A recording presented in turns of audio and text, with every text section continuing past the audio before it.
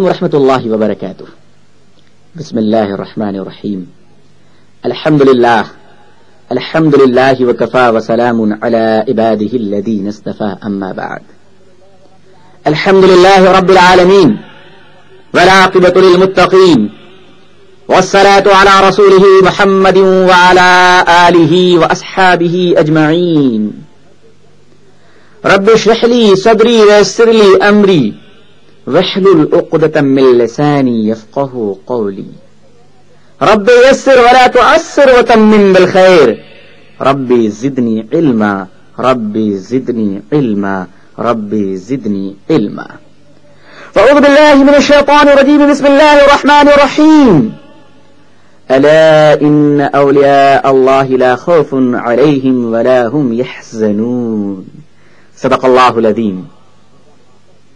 بزرگان محترم، نوجوانان اسلام، عزیزان گرامی، سامعین عزام، عمائدین شہر، پردہ نشین خواتین امت اسلامیہ، اللہ کا شکر اور کرم ہے کہ اللہ تعالیٰ نے دین اسلام جیسی دولت کو ایک ایک حرف صحیح طور پر ہم تک پہنچایا.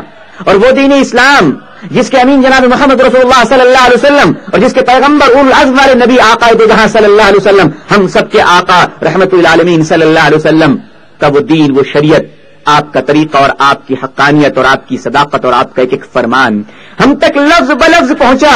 زمانے گزر گئے، حالات بدل گئے، وقت بدلتا گیا، دنیا کہاں سے کہاں پہنچ گئی، مگر خدا کی عزت و جلال کی قسم دنیا کی ہر شے میں فرق آ گیا، مگر میرے محمد کے دین میں کوئی فرق نہیں آیا. خدا نے اپنے نبیوں سے حقانیت کا کام لیا، لیکن حضور صلی اللہ علیہ وسلم کے بعد نبوت کا دروازہ بند ہو گیا. تاج نبوت آپ کو پہنا دیا گیا، مقام نبوت کو آپ کی ذات پر ختم کر دیا گیا. نبیوں کا آنا بند ہو گیا ہے، مگر نبیوں کا کام خدا نے کہا قیامت تک زندہ رکھوں گا. نبی نہیں آئیں گے مگر نبی کا کام چلتا رہے گا، نبی نہیں رہیں گے مگر نبی کا نام چلتا رہے گا. نبی کا وہ دین اسلام جو آج ہمارے پاس ہے اور جس پر چل کر آج ہم مومن کہلاتے ہیں اور مسلمان کہلاتے ہیں، اور انشاءاللہ اسی راستے پر چل کر قیامت کے دن خدا کی رضا اور محبت کے بھی حقدار بنیں گے، ہم اپنے آقا کی شفاعت کے بھی حقدار بنیں گے انشاءاللہ تعالی. آخر وہ دین اسلام لفظ بلفظ امانت کے طور پر ہم تک کیسے آیا؟ ہم میں سے بہت سے لوگ ہیں جو مدینے نہیں گئے، ہم میں سے بہت سے لوگ ہیں جو مکہ نہیں گئے، ہم میں سے بہت سے لوگوں نے مینا نہیں دیکھا، عرفات نہیں دیکھا، صفا مروہ نہیں دیکھا، طائف نہیں دیکھا، حجر اسود نہیں دیکھا، خانہ کعبہ نہیں دیکھا، روضہ اطہر کو، میرے آقا کے روضے کو نہیں دیکھا، لیکن پھر بھی دین کو اتنے قریب سے دیکھا جیسے ایسا لگ رہا ہے کہ ہمارے آقا میرے سامنے کھڑے ہیں اور ہم آقا سے سیکھ رہے ہیں. یہ کرم ہے، یہ مہربانی اللہ تعالی کی کہ جنہوں نے حضور صلی اللہ علیہ وسلم کے غلاموں کو زندہ رکھا اور کسی کو غوث بنایا، کسی کو قطب بنایا، کسی کو قلندر بنایا، تو کسی کو بزرگ بنایا، کسی کو ولی بنایا.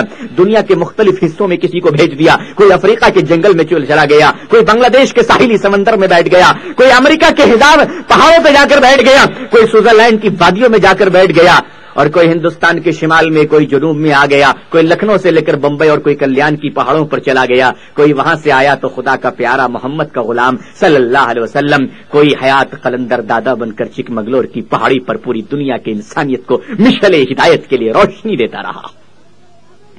وہ قلندر اعظم، وہ غلام غوث، وہ بانی ولایت، وہ بزرگ حضرت شاہ طبل عالم شاہ رحمت اللہ علیہ جو ایک زمانے کے شہنشاہ تھے، دنیا کی دولت پر پاؤں رکھا کرتے تھے، ٹھکرایا اور فرمایا کہ زمانے کی دولت کی اسے کیا ضرورت ہے جسے محمد کی غلامی مل گئی ہو، ہم تو دیوانے ہیں محمد کے.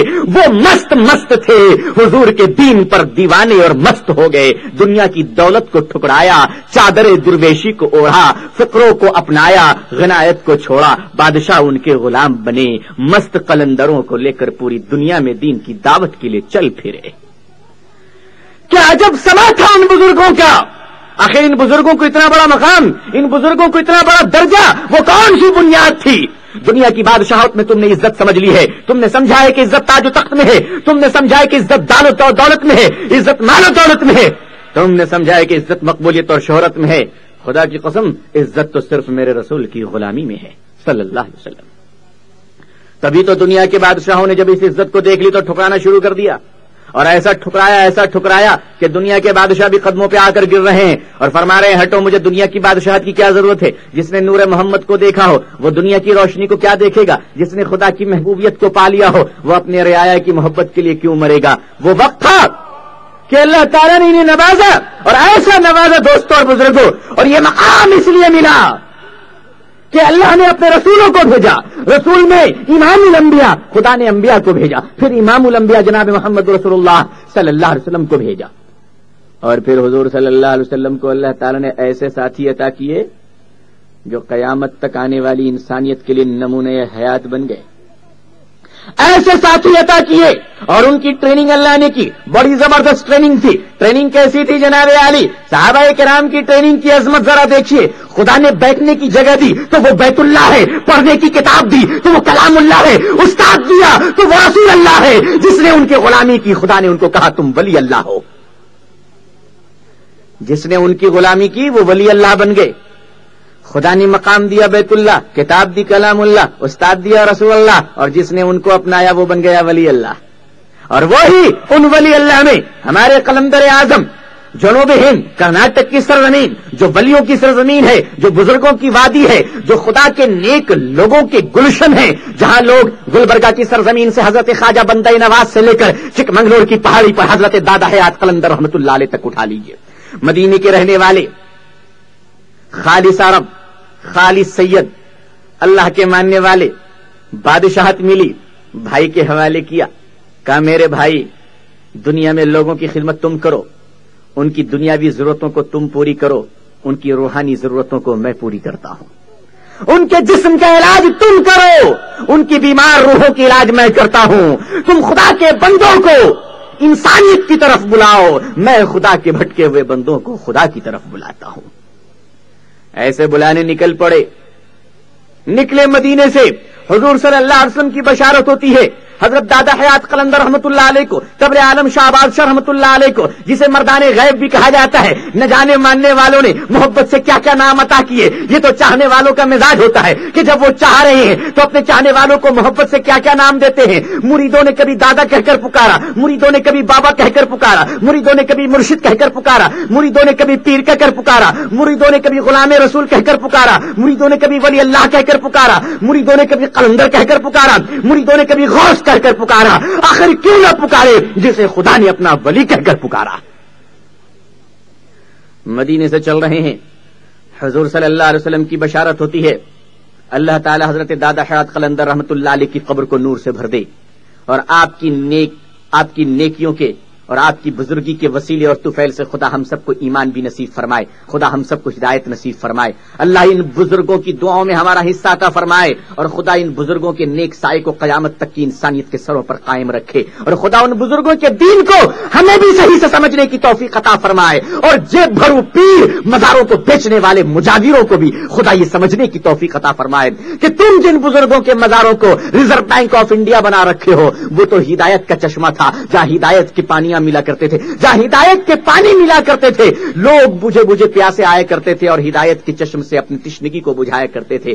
تم نے ان کو نوٹ بنانے کی مشین بنا لی ہے، تم نے بزرگوں کی درگاہوں کو آج دنیا کمانے کا ذریعہ بنا لیا۔ ارے بے وقوف انسانوں، جہاں سے دین ملا کرتا ہے تم نے پورے دین کی سودے بازی دنیا کے ہاتھوں میں کر دی ہے، خدا انہیں بھی ہدایت کی توفیق نصیب فرمائے۔ حضرت تبل شاہ عالم بادشاہ رحمت اللہ علیہ، دادا حیات قلندر رحمت اللہ علیہ مدینے سے تشریف لا رہے ہیں، رسول اکرم صلی اللہ علیہ وسلم نے بشارت دی خواب میں کہ چلو جاؤ اور ہندوستان کی طرف جاؤ، جہاں انسانیت پر بدترین ظلم کیے جا رہے ہیں، راون جیسے راکشس بھارت کو اور انسانیت کو تباہ کر رہے ہیں، جہاں راکشسوں کی سرکار بنی ہوئی ہے، جو انسانیت کے خون کے دشمن بن گئے ہیں، جو انسانیت کے خون سے اپنی پیاس کو بجھاتے ہیں، تم جاؤ اور اللہ کے بندوں کے بھٹکے ہوئے سروں کو خدا کے سامنے لاؤ، خدا کے در سے بھٹکے ہوئے اور آوارہ اور بگڑے ہوئے سروں کو پکڑ کر ایک اللہ کے سامنے لاؤ، جاؤ ہندوستان کی طرف۔ آقا کا حکم ہوتا ہے، دادا قلندر اٹھتے ہیں، اپنی ماں سے کہتے ہیں اب یہ بادشاہت مجھے راس نہیں آ رہی ہے، اس لیے کہ اے میری ماں، اس بادشاہت کو قبول کرنا، اگر دنیا والوں کا حکم ہے تو دین کے لیے قلندری قبول کرنا میرے آقا محمد رسول اللہ کا حکم ہے. بتاؤ میں کس کو اپناؤں؟ ماں کہتی ہے بیٹا انہیں کے حکم کو اپناؤ جن کے قدموں تلے تمہاری بھی نجات ہے میری بھی نجات ہے، بلکہ یوں کہہ لو کہ قیامت کے دن محمد کی شفاعت میں نبیوں کی بھی نجات ہے صلی اللہ علیہ وسلم.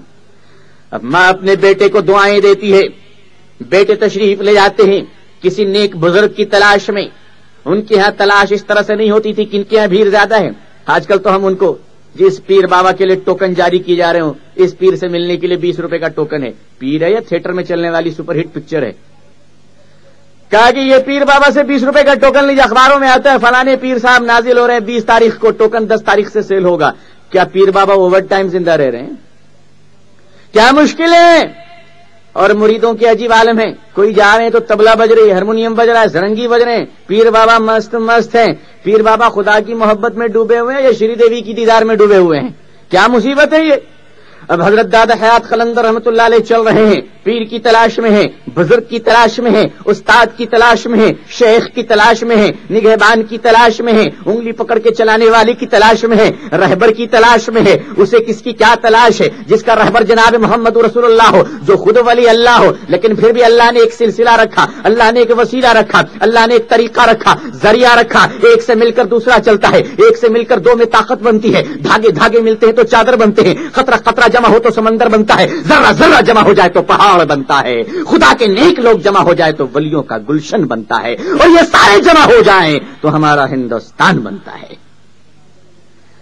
جہاں ہندل ولی خواجہ اجمیری رہتے ہوں، جہاں ولیوں کے سردار حضرت غوث، جہاں ولیوں کے سردار حضرت محبوب نظامی، حضرت محبوب سبحانی نظام الدین اولیاء رحمۃ اللہ علیہ رہتے ہوں، اور جہاں کی سرزمین کرناٹک میں خواجہ بندے نواز رحمۃ اللہ علیہ گلبرگہ کی سرزمین پر مسکرا رہے ہوں، اور دادا کے پہاڑ حیات قلندری وہاں پہ روشن ستارہ جگمگا رہا ہو اور انسانیت کو اپنی طرف بلا رہے ہوں. اب آپ پیر کی تلاش میں گئے، شیخ کی تلاش میں گئے، شیخ سے ملاقات ہوئی، آپ نے شیخ سے ملاقات کی، دیدار کی، مصافحہ ہوا. کیا شیخ میں آپ کے قریب آنا چاہتا ہوں، حلقہ سربگوش ہونا چاہتا ہوں، حلقہ بگوش میں آ کر آپ کب شاگرد بننا چاہتا ہوں، آپ اپنے استاد اور پیری میں مجھے داخل کر لیجئے، اپنی شاگردی میں داخل کر لیجئے. حضور میرے استاد آپ ہیں، آئیے اور مجھے بیعت کر دیجئے.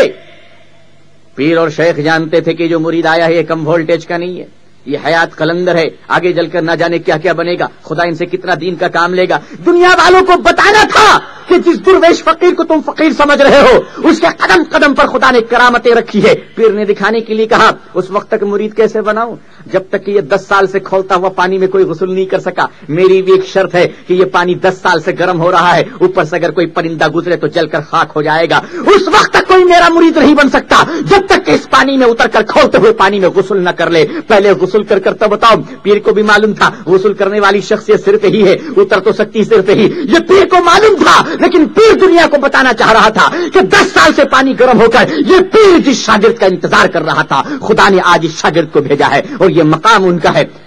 قلندر رحمت اللہ علیہ نے سنا اور کہا بس اتنا ہی.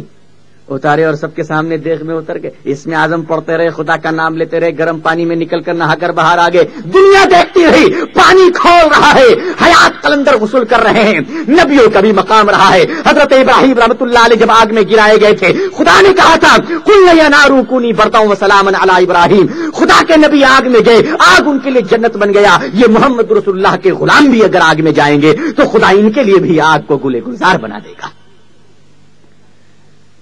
کیونکہ یہ حضور صلی اللہ علیہ وسلم کے سچے غلام.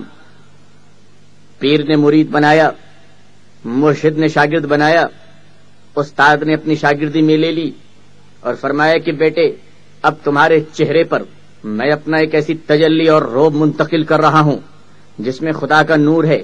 لو یہ نقاب ڈالے رہنا، نقاب کو ہر جگہ مت پلٹنا، ورنہ نقاب پلٹو گے دنیا راکھ ہو جائے گی، لوگ جل جائیں گے، کفر مٹ جائے گا. وہیں پلٹنا جہاں ضرورت ہوگی. لو ڈال لو نقاب آج اپنے چہرے پر. بس یہ پیر مرشد کا حکم تھا. دادا نے چہرے پر نقاب اوڑھ لی، چل دیے. اب چلتے چلتے چلتے چلتے یوں کہہ دیں راہ خدا میں بھٹکتے بھٹکتے بھٹکل پہنچ گئے. کیا بھٹکل کو بھی مقام حاصل ہے؟ خدا کے سارے ولی خدا کے راستے میں بھٹکے تو بھٹکل پہنچ گئے. بھٹکل کو بھی سمندر کے ساحل پہ سمندر کے کنارے میں ہونے کا شرف حاصل ہوا. ہائے بھٹکلیوں، خدا تمہیں بھٹکنے سے بچائے، اور بھٹکائے تو خدا اپنے دین میں ہی لے کر آئے، تاکہ اگر تم گمراہی سے بھٹک جاؤ تو دین کے راستے پر جا کر تمہیں پناہ مل جائے. حضرت شاہ طبل عالم شاہ رحمۃ اللہ علیہ مردان غیب دادا حیات قلندر رحمۃ اللہ علیہ بھٹکل تشریف لاتے ہیں. بھٹکل میں بادشاہوں کو خبر ملتی ہے، آپ کی کرامتیں ہوتی ہے، آپ کی بزرگی کو دیکھتے ہیں. بادشاہ آتا ہے، آپ کے ساتھ 900 ولی اللہ تھے، 900 بزرگان دین تھے، 900 قلندر تھے. مست قلندروں کے جلوس کو لے کر آپ ساتھ میں چل رہے تھے. اس لیے نہیں کہ کسی کے کارخانے کے پاس جمع ہو کر چندہ وصولیں، کسی کے دکانوں کے پاس کھڑے ہو کر پیسہ وصولیں، کسی ہوٹل کے پاس کھڑے ہو کر زبردستی کھانا لیں، یا کسی گاؤں میں جا کر ان کے جانوروں کو اور انسانیت کو تباہ کریں. اس لیے جایا کرتے تھے اللہ کے بندے کہ جو پریشان حال ہیں ان کی پریشانیوں سے دور ہونے کے لیے خدا سے دعا کر دیں، جو بیمار ہیں ان کے لیے صحت کی دعا کر دیں، جو بے ایمان ہیں ان کی ایمانداری کے لیے دعا کر دیں، جو کفر کے اندھیروں میں بھٹک رہے ہیں خدا سے ان کے لیے ایمان کی دعا کر دیں. نور ہدایت کو جگمگانے کے لیے بھٹکل کا بادشاہ آپ کے قدموں میں آتا ہے، آپ کی خدمت میں آتا ہے، آپ کو دیکھتا ہے، آپ کی شکل پہ نظر پڑتی ہے، دل کی دنیا بدل جاتی ہے. فرماتا ہے حضور اب اپنی خدمت میں مجھے لے لیجئے اور ایمان کی وہ دولت عطا کیجئے جو اللہ نے آپ کو عطا کی ہے، اور اللہ نے آپ کو عطا کی، اور اللہ نے وہ غلامی جو اپنے آقا محمد رسول اللہ صلی اللہ علیہ وسلم سے آپ کو عطا کی، اور وہ جو پیر مرشد نے عطا کی، ایک نظر ہم پہ بھی ہو جائے تاکہ ہمارا اندھیرا دل بھی غائب ہو جائے اور اندھیرے میں روشنی پیدا ہو جائے. بادشاہ جھکتا ہے، بادشاہ آپ کے قدموں میں آتا ہے، دین قبول کرتا ہے. کسی شاعر نے کیا کہا ہے، کیا کفر نے سمجھا ہے، کیا ظلم نے جانا ہے، اللہ کے بندوں کی ٹھوکر میں زمانہ ہے. آپ نے کہا ہاں آؤ وہ کلمہ پڑھو جس میں نجات خدا نے تمہاری بھی رکھی ہے اور میری بھی رکھی ہے، اور اللہ نے پوری کائنات کے لیے نجات رکھی ہے. بادشاہ بھی ایمان لاتا ہے، بادشاہ کے ساتھ اور لوگ بھی ایمان لاتے ہیں، وہ تاجر بھی ایمان لاتے ہیں جو سمندر میں اپنے جہازوں کو لے کر چل رہے تھے، یہ سب کے سب ایمان لاتے ہیں. وہ ایک بزرگ تھے جو ساری زندگی کافروں کو مسلمان بناتے رہے. ایک یہ مجاور لوگ ہیں جو مسلمانوں کو ساری زندگی کافر بناتے رہتے ہیں. جو نہیں مانا کافر، یہ ہول سیل میں کافر بنا رہے ہیں. بزرگوں نے ایمان بنانے کی فیکٹری لی تھی، انہوں نے کافر بنانے کا ٹھیکہ لیا ہے. عجیب چکر ہے. ارے بے وقوف انسانوں، اگر تجھے اتنا ہی شوق ہے تو کم از کم اتنا کر کے ایمان بنانے کا ٹھیکہ لے. تمام اولیاء کرام جب دنیا میں تشریف لائے تو انہوں نے انسانیت کو ہدایت کی طرف لایا اور کافروں کو ایمان والے بناتے رہے. تمام بزرگوں نے ساری زندگی کافروں کو مومن بنانے کی فیکٹری لی، کافروں کو مومن بنانے کی فیکٹری بنائی. انہوں نے کافروں کو مومن بنانے کا ٹھیکہ لے رکھا تھا. یہ آج کے پیر ماننے والے مریدین مجاور ہیں جو مومن کو کافر بنانے کا ٹھیکہ لے رکھا ہے ہول سیل میں. یہ بدقسمتی نہیں تو اور کیا. ہمارے اولیاء نے نبیوں کے کام کو سنبھالا تھا، یہ اولیاء کے ماننے والے بلیک میلر ایجنٹ بروکروں نے شیطانوں کے کام کو سنبھالا ہے اور کہا ہے کہ میرے گروجی رمضان میں تم اندر جاتے ہو، میں تھوڑی نہ جاتا ہوں، آپ اندر رہنا، میں باہر بیٹھ کے تمہاری دکان چلاتا ہوں.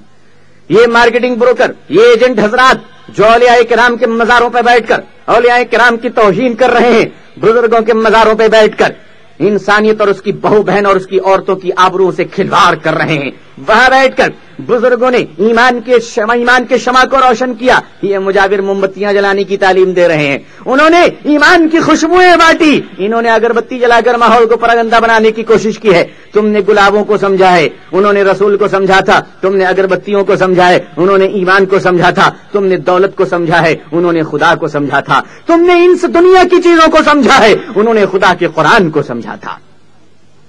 بزرگان دین رحمت اللہ علیہ کے عجیب فلسفے، عجیب واقعات. اب حضرت حیات قلندر رحمت اللہ علیہ نے ایک نظر ڈالی. بھٹکل کا بادشاہ مومن بنتا ہے، ایمان لاتا ہے، ایمان میں آتا، حلقہ ایمان میں آ کر کلمہ پڑھتا ہے. پڑھا دیجئے وہ کلمہ. آپ نے پڑھا دیا لا الہ الا اللہ محمد رسول اللہ. فرمایا جھوٹ نہیں بولنا، حرام نہیں کھانا، بے ایمانی نہیں کرنا، اور خدا نے جن لوگوں تم کو خادم بنایا ہے ان پر ظلم نہیں کرنا، ان پر جبر نہیں کرنا. انسانیت کی خدمت کرتے رہو. عبادت سے جنت ملتی ہے اور خدمت سے خدا ملتا ہے. تم خدمت کرو تمہیں خدا مل جائے گا. ارے وہ خدا جس کی تخلیق ہے جنت، اسی نے جنت بنائی. جب تمہیں وہی مل جائے گا تو پھر جنت کی کیا کمی رہ گئی. اب آپ وہاں سے اٹھتے ہیں اور کہتے ہیں میرا مقام صرف بھٹکل نہیں ہے، پورے ہندوستان میں بھٹکنا ہے مجھے.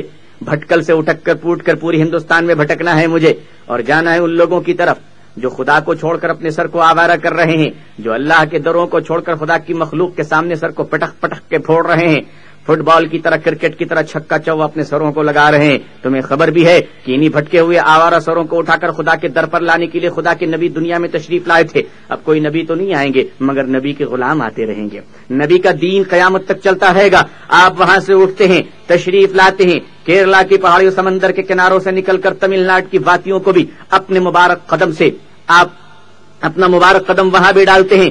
آپ چلتے چلتے عجب عالم ہوتا ہے. جس کونے میں بھی آپ تشریف لے جاتے ہیں عجب حال ہے. رائنوں کی راج ہے, راکشسوں کی راج ہے. وہ لوگ اپنی شکلیں بدلتے ہیں اور فرماتے ہیں کہ میں آپ کو ختم کر دوں گا. آپ بھی فرماتے ظالم, تو شیطانی طاقت کو آزما لے, میں خدائی طاقت کو آزما لیتا ہوں. تیرا مددگار شیطان ہے, میرا مددگار خدا ہے. آج تو یہ بھی معلوم ہو جائے کہ اگر تو شیطان کا غلام ہے تو میں مدینے والے آقا محمد رسول اللہ کا غلام ہوں صلی اللہ علیہ وسلم. انہوں نے محمد رسول اللہ کی غلامی کر کر دنیا کے دونوں عالم میں بادشاہت کی. اب آپ آگے بڑھ رہے ہیں.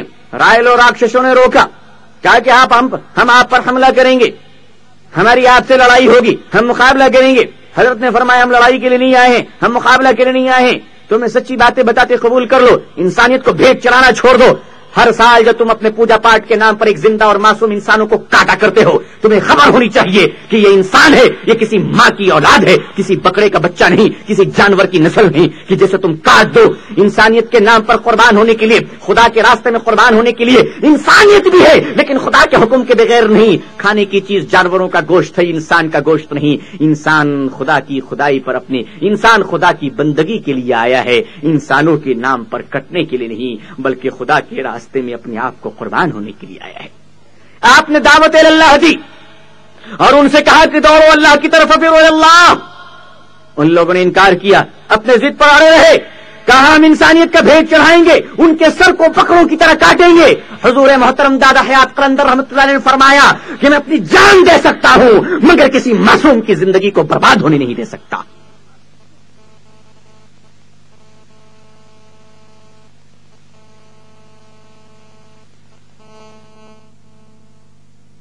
آپ چل رہے ہیں, گڑھے ہیں, گڑھوں سے بچنے کے لیے اور اسے دیکھنے کے لیے سر پہ لگی ہوئی 2 آنکھوں کی ضرورت ہے.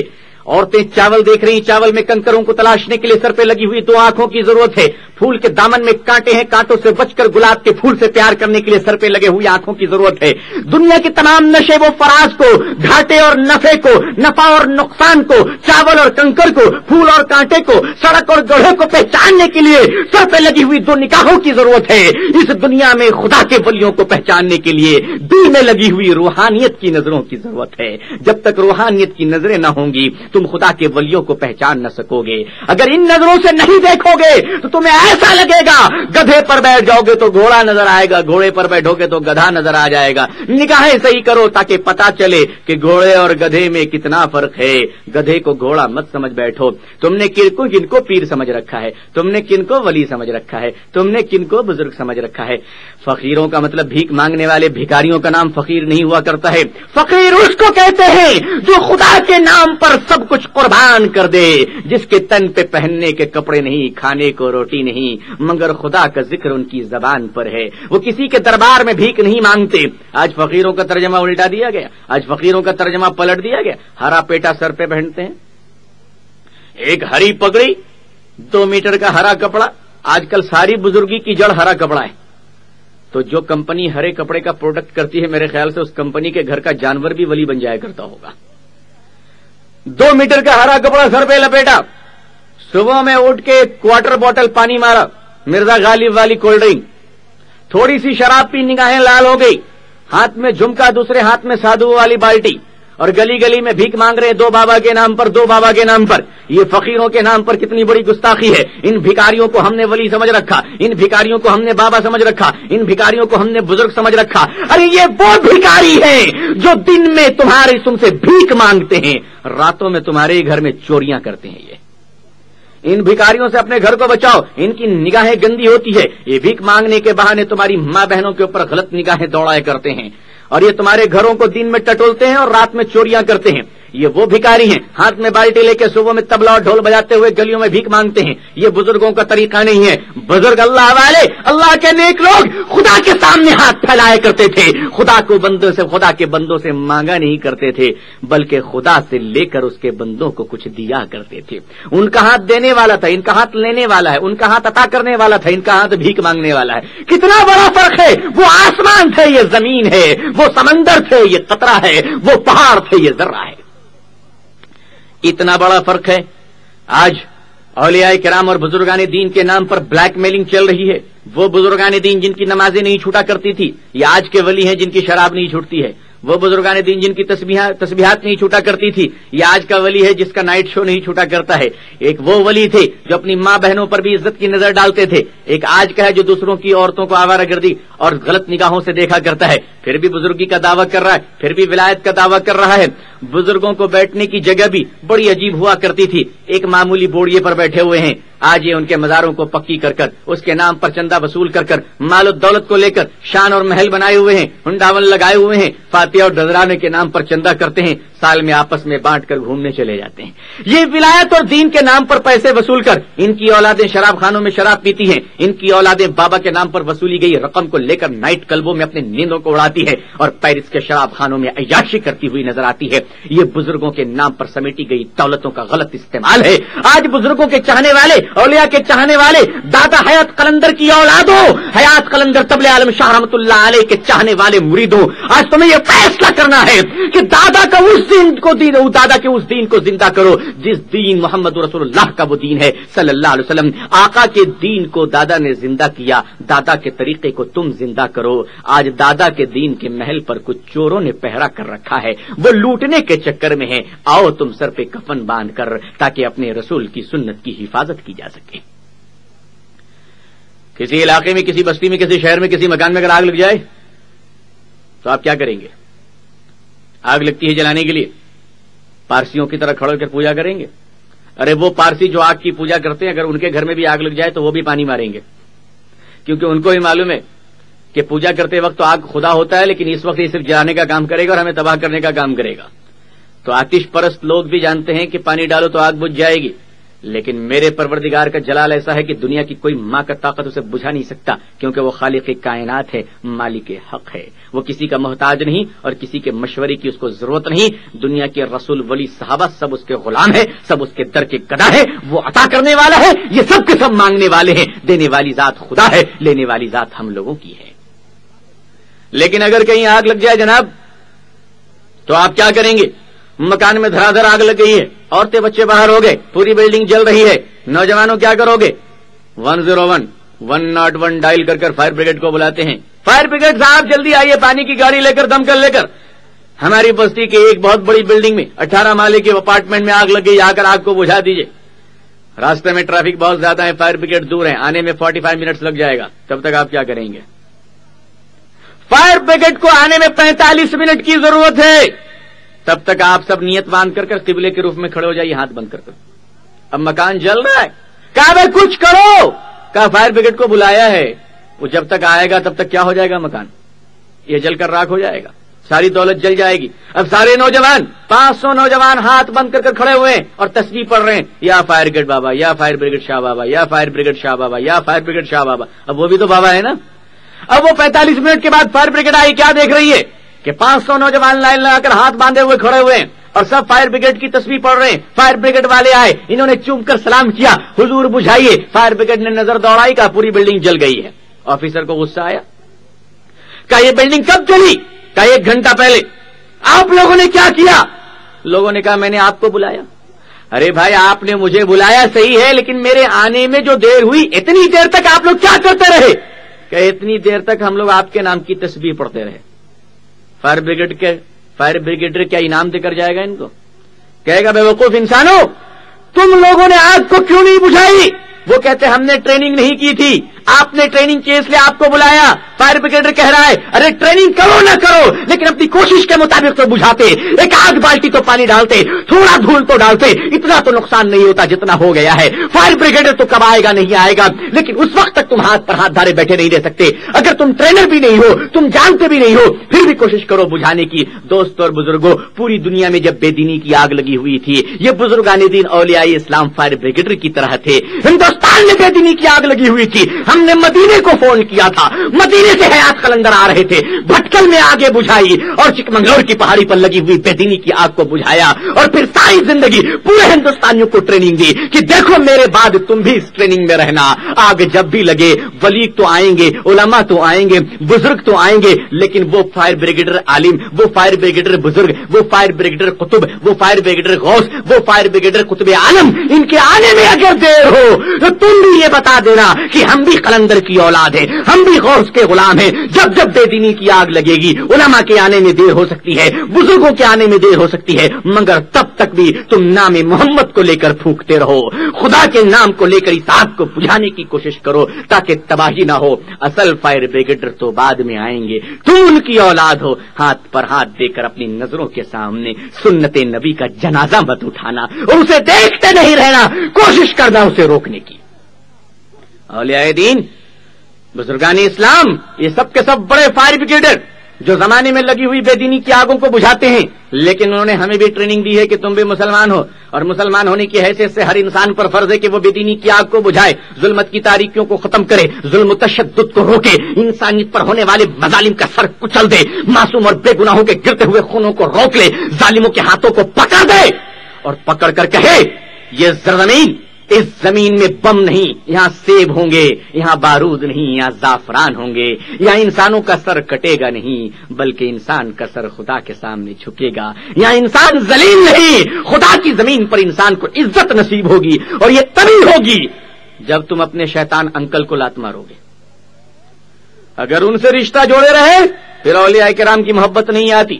دوست اور بزرگوں، اولیاء کرام نے 3 عظیم چیزوں کی محنت اپنی زندگی میں کی، اور یہی وہ 3 چیزیں ہیں جو راز ہیں ہماری زندگی کی کامیابی کی۔ آپ کوئی بڑا سے بڑا کام کریں یا چھوٹا سے چھوٹا کام کریں، زندگی میں ہر کام کو کرنے کے لیے 3 چیزوں کی ضرورت ہے۔ چوتھی چیزیں میری سمجھ میں نہیں آئی ہے، اگر میری سامعین کو سمجھ میں آ جائیں تو مجھے ضرور بتائیں۔ وہ 3 چیزیں یہ ہے، ایک لوہے کا ٹکڑا ہے، بیکار ہے، فضول ہے، پانی میں پڑ جائے تو جنگ لگ جائے گا، زنگ پڑ جائے گا، زمین میں گاڑ دیجئے تو زمین کی نمی اور برودیت چند دنوں میں لوہے جیسی ثقیل چیزوں کو خاک میں بدل دے گی۔ لیکن دوستوں اور بزرگوں، اس لوہے کے ٹکڑے کو یہاں سے پھینکیے تو سامنے گر جائے گا، ہو سکتا ہے خاص آپ کے سر پہ لگے اور 4-5 ٹیکے کی ضرورت پڑ جائے، 4-5 ٹاکے کی ضرورت پڑ جائے۔ ایک لوہے کا ٹکڑا آپ نے پھینکا اور وہ وہاں پر گر گیا، بے جان سی شے، کسی کام کے قابل نہیں، لیکن جب اسی لوہے کے ٹکڑے پر ہمارا کوئی بڑا سائنٹسٹ، ہمارا کوئی بڑا انجینئر، ہمارا کوئی بڑا دماغ والا اور عقل والا کوئی بڑا فنکار، کوئی ماہر صنعت اور حرفت کرنے والا اگر اس لوہے کے ٹکڑے پر 3 چیزوں کی محنت کرتا ہے، کیا 3 چیزوں کی محنت؟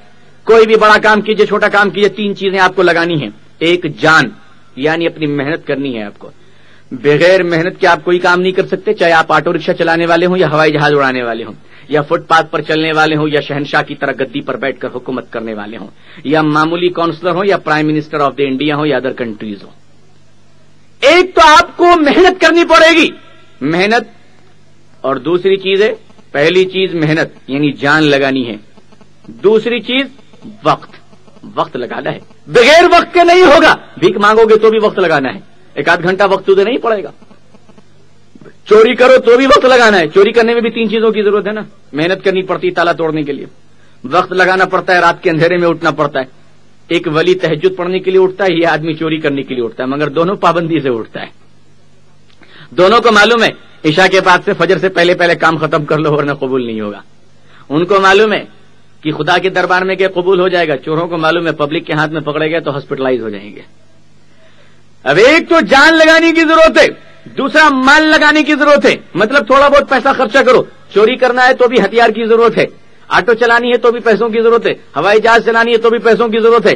تو جان، مال، وقت، یہ 3 چیزوں کے بغیر آپ دنیا میں نہ کوئی بڑا کام کر سکتے ہیں نہ کوئی چھوٹا کام کر سکتے ہیں۔ لوہے کا ٹکڑا ہے، بیکار ہے، ایک انجینئر نے اس پہ 3 چیزوں کی محنت کی اور اس پر محنت کی، مال لگایا، وقت لگایا، جان لگایا، یعنی محنت کی، پیسہ خرچ کیا اور وقت لگایا، اس کی شکل بدل گئی، کیا بن گیا؟ ایک بہترین ٹیلی ویژن کی شکل اس نے اختیار کر لی۔ اب وہ لوہے کا معمولی ٹکڑا جس پر تم نے محنت کی وہ ٹیلی ویژن بن گئی، آپ گھر میں بیٹھ کر افریقہ کے جنگل میں اٹھتے ہوئے درندوں کے حملوں کو دیکھ رہے ہیں اور گھر میں بیٹھ کر حرم شریف کی نمازوں کو بھی دیکھ رہے ہیں, مدینے کی زیارت بھی کر رہے ہیں, خانہ کعبہ کے غلافوں کا بھی نظارہ کر رہے ہیں, گنبد خضرا کی فضاؤں کو بھی دیکھ رہے ہیں. یہ لوہے کا ٹکڑا ہے. انسان نے محنت کی تو وہ ٹیلی ویژن بن گیا, انسان نے محنت کی تو کیمرہ بن گیا, انسان نے محنت کی تو ویڈیو کیمرہ بن گیا. اسی لوہے کے ٹکڑے پر انسان نے محنت کی تو وہ ریل گاڑی بن گئی. بنگلور سے نکل رہی ہے, مدراس میں رک رہی ہے, مدراس سے نکل رہی, ترچی میں رک رہی, ترچی سے نکلی تو اجمیر میں رکی. لوہے کے ٹکڑے کو تم نے پھینکا, گھر سے باہر جا کر گر گیا. اسی لوہے کے ٹکڑے پر تم نے 3 چیزوں کی محنت کی, جان مال وقت لگائے تو ٹرین بن کر تمہارے جیسے ہزاروں انسان کو لے کر سفر سواری کر رہی ہو, اور وہ تم سوار ہوئے, وہ سواری بن گئی. تم کو ریل کی پٹریوں پر لے جا کر تم مسافر ہو, تمہیں منزل تک پہنچا رہی ہے.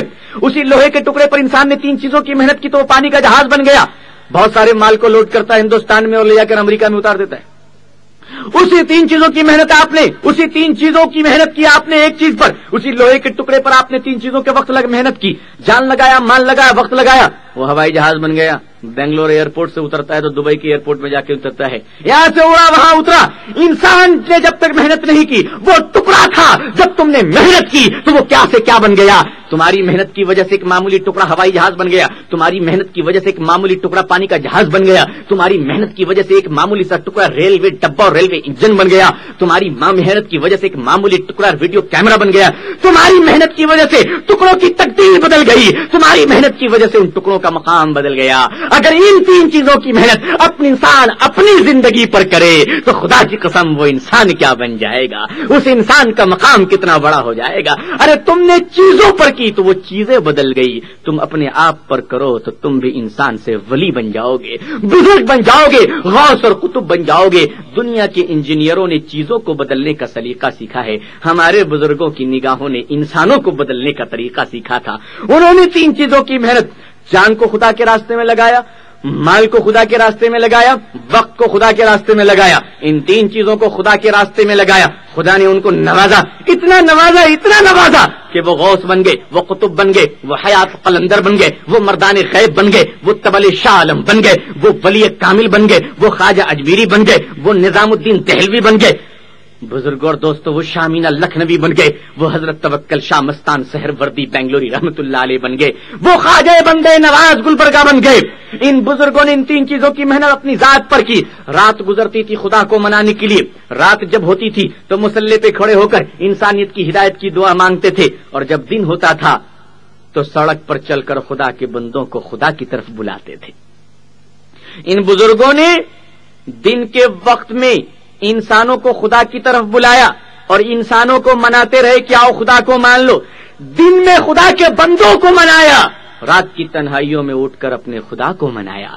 دن میں بندوں کو سمجھایا, رات میں خدا کے دربار میں بندوں کے لیے ہدایت کی دعا مانگی, بھیک مانگی. ان بزرگوں کا کتنا احسان ہے, ان ولی کامل کا کتنا احسان ہے. انہوں نے ہندوستان میں ہدایت کے شمع کو روشن کیا, جس کی روشنی میں ہندوستان کا مستقبل بھی کامیاب ہے, اور قیامت تک آنے والی نسل بھی انشاءاللہ اپنے بزرگوں کی پیروی کرے گی, بزرگوں کو یاد رکھے گی, اور ان کا یہ شمع ہمیشہ روشن رہے گا, ان کی بزرگی خدا زندہ رکھے گا. دوستو اور بزرگوں, اب دیکھا جائے اولیاء کرام نے بڑی مشقتیں اٹھائی, بڑی تکلیفیں اٹھائی. اس لیے تکلیفیں اٹھا لی تاکہ ان کی اولادوں کو کوئی پریشانی نہ ہو, ان کی اولاد بھوکی نہ رہے, خدا کے بندوں کو راحت اور سکون ہو. جس طرح میرے رسول صلی اللہ علیہ وسلم نے غریبی کو اپنایا, لیکن یہ نہیں فرمایا کہ امت غریب ہو. حضور نے غریبوں کو اپنایا تاکہ امت خوشحال رہے, امت بہتر رہے. اسی طرح سے حضور صلی اللہ علیہ وسلم کے چاہنے والے غلاموں نے بھی تکلیف اٹھائی, اپنے وطن کو چھوڑا, ملک کو چھوڑا, شہر کو چھوڑا, بچوں کو چھوڑا, رشتہ داروں کو چھوڑا, سب تکلیفیں اٹھائی, سب کو چھوڑا, خدا کے بندوں کو خدا سے جوڑا, سارے رشتوں کو توڑ کر ایک رشتے کو مضبوط کیا. وہ بندے اور خدا کے درمیان رشتے کو مضبوط کیا, اور اللہ سے دعا کیا, اے اللہ اس امت کو ہدایت دے, اس امت کو سکون دے, اس امت کو خوشحالی عطا فرما, اس امت کو سکون عطا فرما, اس امت کو کامیابی عطا فرما, اس امت کو فراز عطا فرما, اس امت کو رفعت عطا فرما, اس امت کو مقبولیت عطا فرما, اس امت کو بلندی عطا فرما. یوں کہہ لو, اے خدا اس امت کو دنیا اور آخرت میں عزت و عافیت نصیب فرما. ان تمام دعاؤں کے ساتھ یہ بزرگان دین دنیا میں تشریف لے گئے. حضرت دادا حیات قلندر رحمت اللہ علیہ کی آخری آرام گاہ جو آپ چک منگلور کے پہاڑ پر پہنچے, اور اس پہاڑ پر جسے چڑھنے کے لیے گھنٹوں کی ضرورت ہے, نیچے سے اوپر جاؤ, اور وہ ایک شیر کا مقام تھا جہاں حضرت نے پناہ کی. کیا جرت تھی شیر کی کہ حضرت کے سامنے اچھلے، وہ بھی تو اپنے دم سے حضرت کے بیٹھنے کے مقام کو صاف کر کر غلامی کا حق ادا کیا کرتا تھا. ان درندوں نے بھی کہہ دیا کہ جن کا رشتہ خدا سے جڑا ہوا ہے ہم ان کے غلام ہیں. ان جانوروں نے بھی کہا اے حیات قلندر تم خدا کے ہو، ہم تمہارے ہیں، ہم تمہارے غلام ہیں. تم نے خدا کو منا لیا، ہم سب تمہارے در کے گدا بن گئے. کہ حضرت دادا حیات قلندر رحمت اللہ علیہ کی دعا صرف اپنوں کے لیے نہیں تھی بلکہ اپنوں کے لیے بھی اور دشمنوں کے لیے بھی تھی. خدا کرے کہ ان بزرگوں کے صدقے سے خدا تمہیں بھی ہدایت نصیب فرمائے. خدا ان بزرگوں کے صدقے سے، خدا ان بزرگوں کے طفیل میں خدا تمہیں بھی ہدایت نصیب فرمائے. تم جو بھٹک گئے ہو خدا تمہیں بھی سکون عطا فرمائے. لیکن ایک بات یاد رکھو، اگر تم نے ان بزرگوں کے طریقوں کو ٹھکرایا، اگر تم نے ان راستوں کو چھوڑا، پھر خدا کی پکڑ ہوگی. مسلمان بھی اگر چھوڑے گا تو مسلمان بھی تباہ ہوگا، غیر بھی اگر ٹھکرائے گا تو غیر بھی تباہ ہوگا. لیکن ہاں دونوں کی پکڑ میں ذرا فرق ہوگا. خدا اپنوں کو جو پکڑتا ہے اس میں محبت ہوتی ہے اور خدا غیروں کو جو پکڑتا ہے اس میں نفرت ہوتی ہے. اپنوں کی پکڑ میں محبت، غیروں کی پکڑ میں نفرت. پکڑا جاتا ہے اپنوں کو بھی، پکڑا جاتا ہے غیروں کو بھی. آپ گھر میں ہیں، آپ کے جوان بیٹے نے کوئی غلطی کی، باپ نے دیکھا میرا بیٹا بدتمیزی کر رہا ہے، مگر بیٹا میرا ہے، لخت جگر میرا ہے، نور نظر میرا ہے، اسے سزا دینی ہے. باپ اٹھتا ہے، بیٹے کے گردن کو پکڑتا ہے، اٹھا کر ایک تماچا زور سے مارتا ہے، بیٹا نیچے گر پڑا. باپ نے مار تو دیا غصے سے، لیکن جیسے ہی نیچے گرا باپ کے دل میں محبت آ گئی. ہاں میرا بیٹا، میرا نور نظر، میرا لخت جگر نیچے گر گیا. اب وہی باپ جس نے ابھی بھی مارا تھا اپنی گود میں اٹھاتا اور بیٹے کے لو کے ڈاکٹر کے پاس جاتا ہے، علاج کرواتا ہے، پیسہ خرچ کرتا ہے، کہتا ہے میرا بیٹا ٹھیک ہونا چاہیے، جتنے پیسوں کی ضرورت ہے ڈاکٹر صاحب لے لیجئے. وہ باپ جو اپنے بیٹے کو مارتا بھی ہے، علاج بھی کرواتا ہے، اپنے بیٹے کو سزا بھی دیتا ہے، کپڑے بھی پہناتا ہے، وہ باپ جو اپنے بیٹے کو تھپڑ بھی مارتا ہے اور بیٹے کو بریانی بھی کھلاتا ہے. لیکن دوستوں اور بزرگوں، باپ اپنی اولاد کو مارتا ضرور ہے لیکن باپ ہے، قصائی نہیں ہے. باپ بیٹے سے محبت کرتا ہے، نفرت نہیں کرتا ہے. اس وقت آپ نے اپنے بیٹے کو مارا لیکن محبت تھی مارنے میں نفرت نہیں تھی، مارنے میں پیار تھا. مقصد تھا میرا بیٹا سدھر جائے، مقصد تھا میرا بیٹا نالائق نہ ہو، مقصد تھا میرا بیٹا گستاخ نہ ہو. اتنی میں خبر ملتی ہے کہ گھر کے باہر چور آیا ہے اور گھر میں چوری کر رہا ہے. چور چور چور! آپ دوڑے چور کو پکڑنے کے لیے. اب آپ کیا کریں گے؟ چور کو سلام کریں گے؟ آئیے انکل جی گھر میں بیٹھیے، چائے پیجیے، بہت دنوں کے بعد آئے ہیں آپ.